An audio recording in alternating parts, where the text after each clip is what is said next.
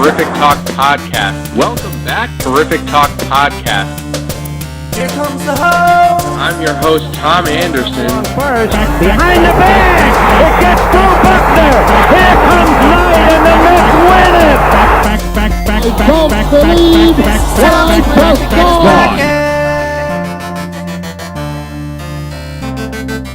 Welcome to Terrific Talk. Beautiful day here from the Hoboken Studios in New Jersey. Thanks for checking out the podcast, whether you're listening on iTunes or straight off clnsmedia.com. I've got a great guest today. Chris Miles is a host on NBA TV and sports anchor for Comcast Sportsnet in Washington, D.C. Let me bring him in here. Chris Miles, welcome to Terrific Talk. Hey, thanks for having me on. So, Chris, I'm from New Jersey. I know your first paid TV job was here in New Jersey. Just to give people an idea kind of where you started, what exactly was this first job? How much did they pay you? What are some of the details there? Well, I actually set up my first job right out of college working for Channel 10 in New Jersey. I think it's closed now, but it was, I guess it was like the brother station to News 12. Right, so yeah. You can imagine, News 12 and think of their sports department. Channel 10 was very small. It covered like all the high schools in Bergen County and there in New Jersey. So it's crazy all the kids I covered coming out of college, because I was a kid myself. 21 years old, and they paid me $25 a story. So, for instance, if they sent me to a high school game, Don Bosco versus Bergen Catholic, if I came up with one story from the game that aired, that was $25. If I showed up to the game and I found 3 separate angles and could make a minute and a half package out of it, and it was good enough to air on TV, then that, would be $75. So, living in New York, you factor in tolls and gas. And I had to work at Target. Overnight. Really, the only thing that paid for was for me to get to the station and maybe to have a lunch.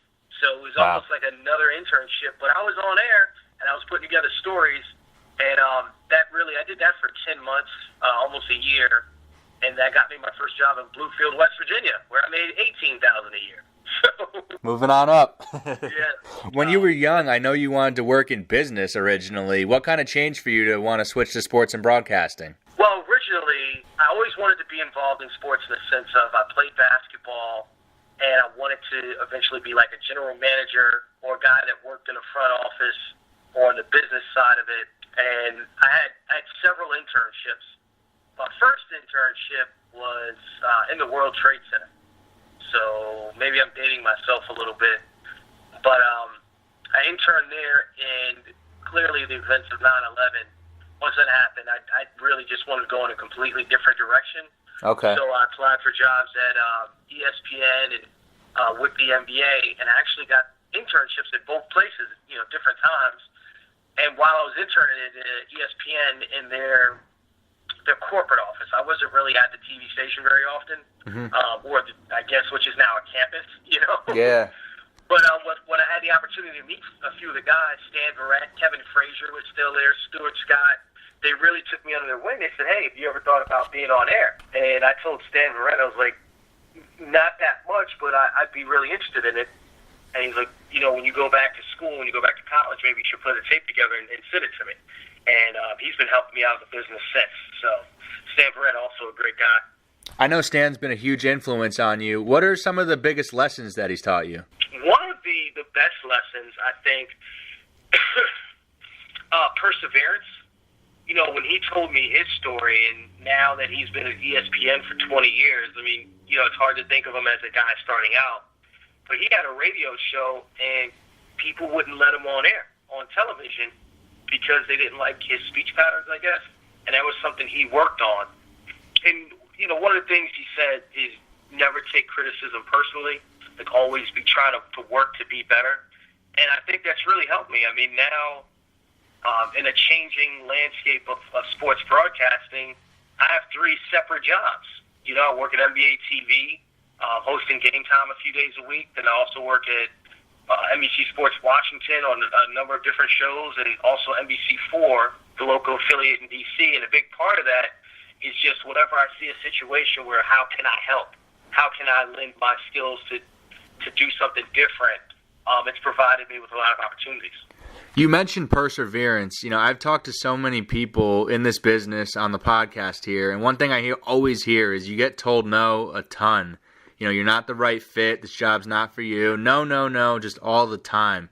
How do you personally deal with that rejection and stay confident? Well, I think one of the major keys of confidence for me is just being from New York in the sense of if you don't believe in yourself first, like you won't make it in high school. Yeah. That's just what it is. I mean, I had to convince coaches to allow me to be their point guard for years playing basketball. And I always played against guys who had more handle than me, were taller, stronger, more athletic. And every time I'm like, well, I'm a better shooter.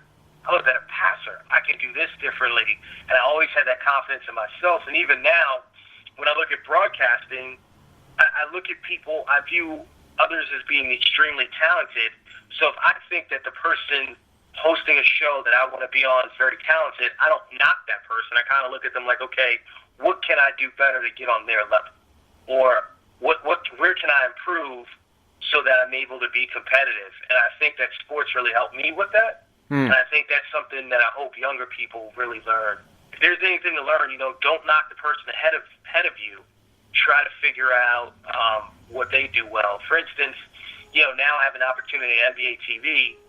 I've asked Ernie Johnson a few questions of like, okay, I watch him as he prepares because I'm not on his level, but how do I get there is the question I ask myself every day now that I have the opportunity to be around someone like that. What have you learned from Ernie? One thing I've learned is how he carries himself off air. Okay, you're in a situation where there's Charles Barkley, there's Shaq, there's Isaiah Thomas, Kevin Garnett. All these guys are walking around and having fun, and being who they are. Well, as a host of a show, it's easy to get sucked into these big personalities, but I see his focus, trying to make sure that as he's prepping for the show, he's doing his homework and he's ready to go, and I try to be the same way. So I try not to, I enjoyed their personalities and being around these awesome people, but I try to make sure I'm dialed in and focused on having a good show every single time because I know I could be easily replaced. That's what I love about NBA TV because, no matter who's hosting the show, no matter what great NBA players are on the panel, the DNA just seems to be there's great chemistry between all you guys. You guys look like you're all having fun. You're joking around. What has that experience been like at NBA TV for you? Well, for me being a basketball player, and I wore, number 11 at every opportunity, even now in my men's league, to be on a show with Isaiah Thomas is just incredible, because that's the guy. Everyone was trying to be like Michael Jordan, and I was trying to be more like Isaiah Thomas. And, I know it sounds funny, but guys like Greg Anthony and Mark Jackson, those were the guys I looked up to as basketball players because they were more realistic for me as being a point guard. So just to be in that environment with all of those guys, I think what you start to realize is when they stop playing, they lose that locker room feeling. They can't really go anywhere, just be around guys who have had similar experiences to them in life. Well, at work, they get that back. And you can see that magic on television now.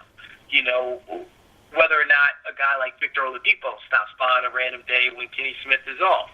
Well, now you have a young player, and he brings that energy in on a day like that. So, it's just an amazing environment, and I'm just happy to be there. And I'm happy with all the jobs I've had. When I worked in New Orleans, I got to work with Jim Mora.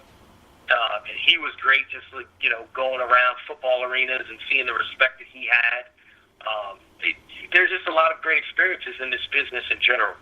How have you earned the respect of a Jim Mora or an Isaiah Thomas when you're talking about the sport that not many people have been at their level? How do you earn their respect? I think the key is to understand that, I might have an opinion, but if I have a bachelor's degree, not only do they have a PhD, but they've been teaching the course for 30 years.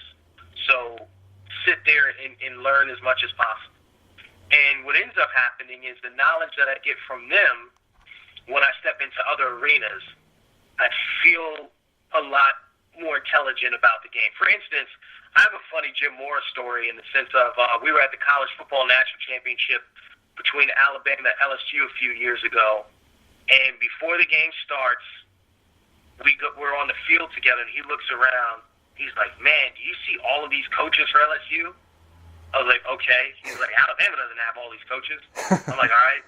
He's like, "Alabama's going to destroy them." Nice. It was the simplest thing, and I'm like, yeah. What? He's like, "You can't have that many people talking to your players before the game and telling them what they want. You got to have the head, and then there has to be a couple of guys." And he really broke this down, and as we're watching the game, there were different points throughout the game where he's pointing to different things as the reason why LSU was going to lose. And it was just phenomenal to be around someone whose intelligence was so far past the way I saw the game. Or when Isaiah Thomas talks about point guards, and he describes looking at the rim but seeing the entire court, and I laugh. I'm like, Isaiah, not everyone sees that when they dribble the basket.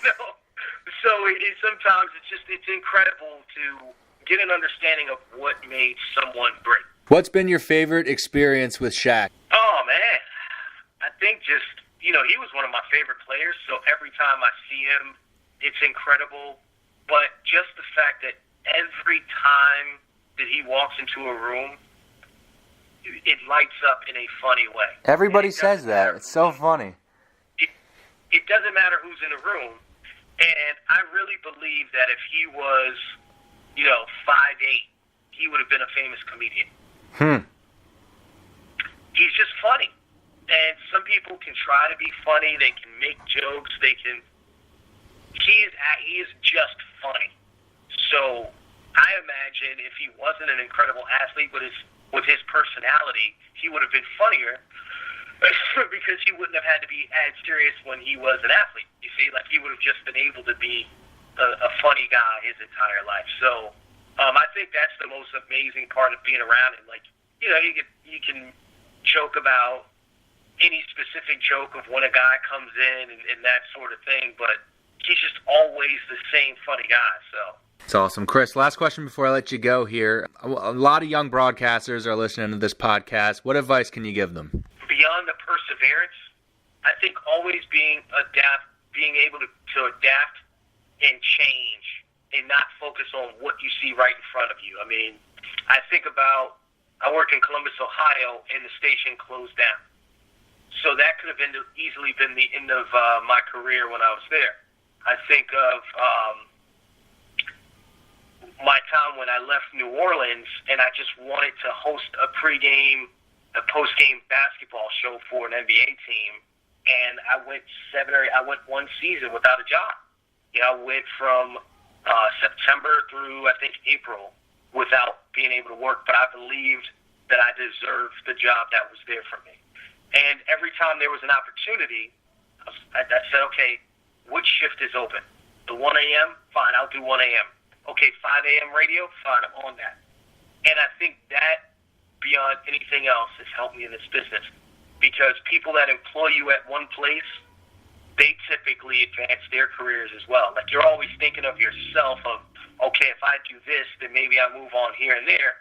Well, the longer you're in the business, someone who started out as an associate producer when you were coming up, they end up as the news director at a different place and can actually hire you or fire you.